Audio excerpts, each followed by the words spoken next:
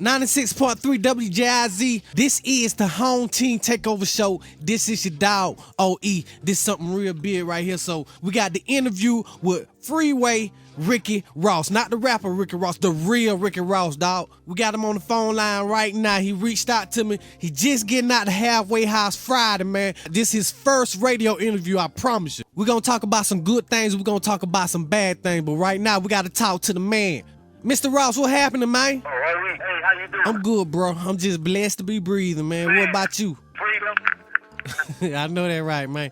We're going to go ahead and get into it, man. We ain't got that much time. I know you're busy, man, so we finna go ahead and start this interview. I appreciate you calling me for real now. Yeah, you know how to reach out and touch you know what I'm saying? So let's get into it. First question, at what point did selling drugs, selling dope become natural for you where you couldn't stop yourself? Oh, it don't take long, to get hooked on the money, maybe 2 or 3 months. You start off at one thing and, as you stay in it, crime is real crazy, and that's why it's so easy for us in the ghetto to get involved because, if you're around crime, you can start to become immune to it. The longer you're around it, your tolerance will come to accepting it as being okay, in the ghetto, committing crime, robberies, burglaries, stealing cars, selling drugs is really not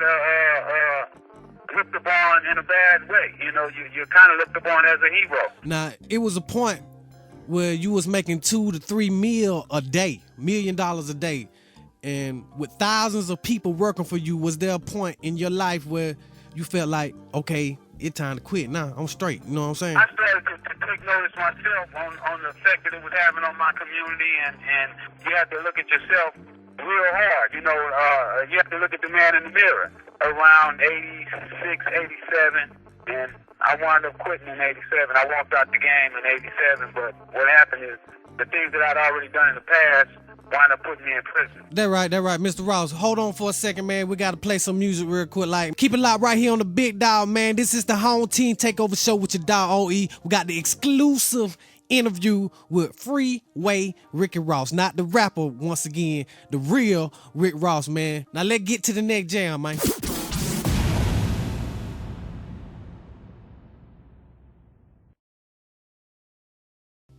.3 WJIZ. This is the Home Team Takeover Show with your dog OLE-E. We got one of BT's original gangsters on the line right now. This is part 2 of the interview.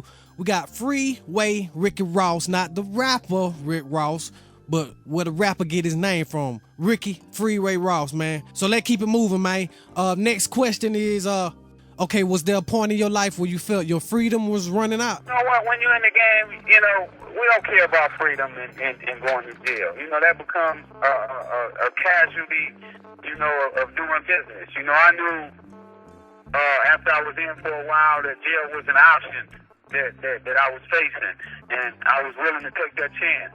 So going to jail, it's so many things that go with the game, accept the responsibility that you may have to kill somebody or you may be killed, And when you really get deep in the game, you look at it like, somebody in your family could get killed or the whole family. I don't know situations where people have went in houses looking for drugs and money and kill everybody in the house. So when you look at the things that you're putting up, you're putting up a whole lot to win. That right. Now, when you were arrested and sentenced, when the judge said you got life, what thoughts came across your mind, man? Well, a lot of things, went through. When I got the life sentence, it was real hard on my mom. She broke down, and then I started to understand that I wasn't just affecting me because I was willing to do. I had to look and see, that it affect my mom, my children, and everybody else around me, my brothers, and I really didn't know how much it affected others until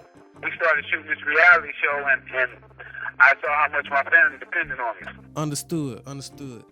Now, if you were given another chance to start life from, say, high school, what would you do different to avoid going through what you've been through over the years?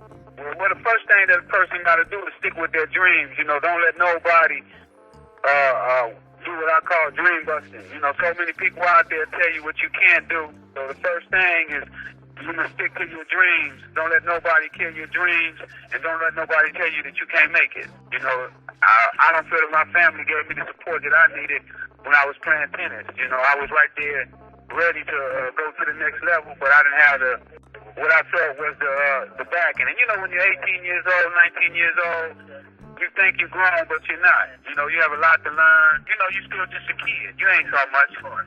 And that's what I was going through when I turned to the dope man. Hold that thought, Mr. Ross. Home Team Takeover Show. This your dog OLE. We're chopping it up on the phone with one of BET's original gangsters, Mr. Freeway Ricky Ross. Keep it locked right here on the Big Dog for the last section, part 3 of this interview, man. We learning something tonight. Let's get back to some music, man.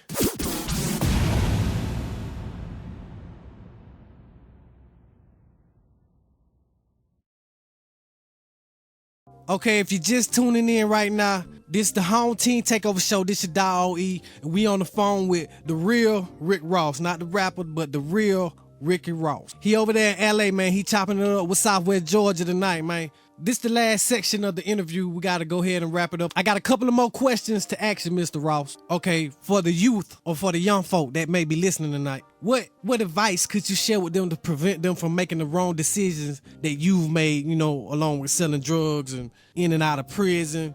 And you kind of answered that on the last section of the interview when you were saying stick to your dreams. But what could you share with the young folk, man? Yeah, well, that too. But then also, you know, we have to be careful who we turn to for information. In my situation, you know, I looked to all the wrong people.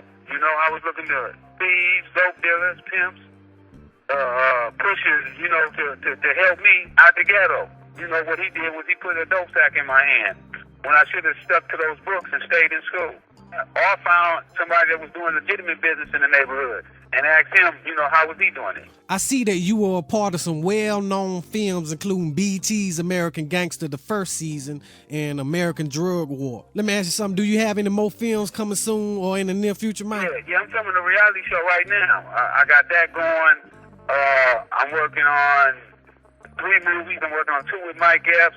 I'm also in heavy negotiation on my own movie, which I'm negotiating where I'm going to get all the money.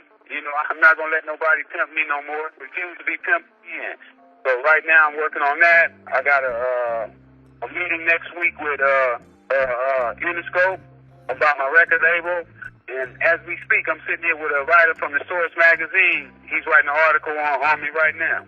Yeah, I'm on my way to meet my man Floyd Mayweather, who's going to be the champ and the king. I'm trying to get into that boxing promotion too. So, you know, I got my hands all over the place, man.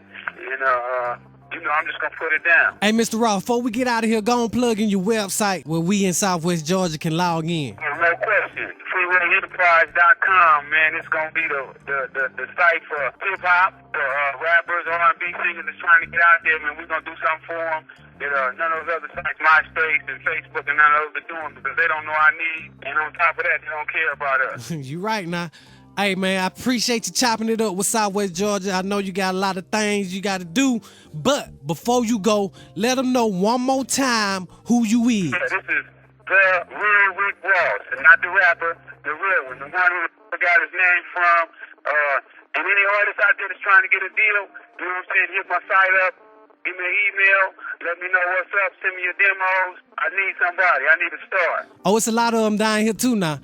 Hey, one more thing before you go, Mr. Ross, man. Go and plug me in so people will know this ain't no fake interview. This is the real Rick Ross kicking it with OLE on a Home Takeover Show. You got it, big dog. Home Team Takeover Show, but everybody know what you're talking about, man. Home Team Takeover Show, this your dog OLE. That was the interview with the real Rick Ross. I appreciate you for your time, Mr. Ross, once more. I'm going to be calling you next week sometime to go over a couple things with you, my dog. I appreciate you, baby. Anytime you need me, just holler. Keep it locked right here to the big dog. It's the Home Team Takeover Show, man. Let's get back to the music.